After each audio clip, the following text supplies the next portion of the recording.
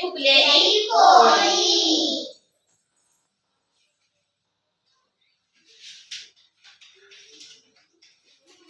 एक दिवशी आई पोळ्या करत होती. बघा तुमची पण आई पोळ्या करताना तुम्ही बघितलं? हो. जमेलाही पोळ्या करावे असे वाटत होते.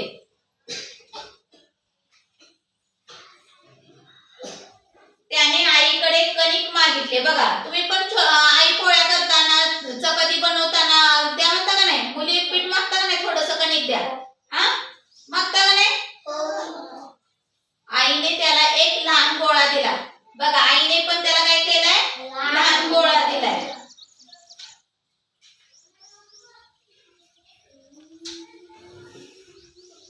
जमलाची पोळी गोल होत नव्हती.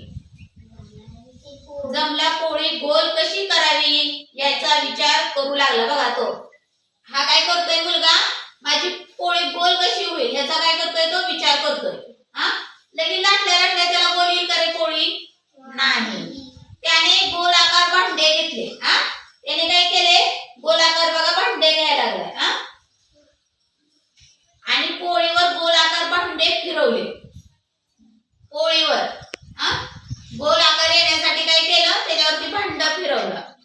पोळी गोल झाली. पोळी काय झाली, गोल झाली. आईने त्याला केलेली पोळी भाजली. त्याने पोळी केलेली काय केली, आईने त्याची भाजली पोळी. पोळी चांगली फुगली पण. पोळी बनवलेली त्याची काय झाली, फुगले गेली. जमला आणि मदन पोळी खायला लागले. हे दोघे काय झाले, पोळी खायला लागले. त्याने त्याच्या भावाला सांगितलं की मी पोळी केलेली आहे, असं त्यानं सांगितलं.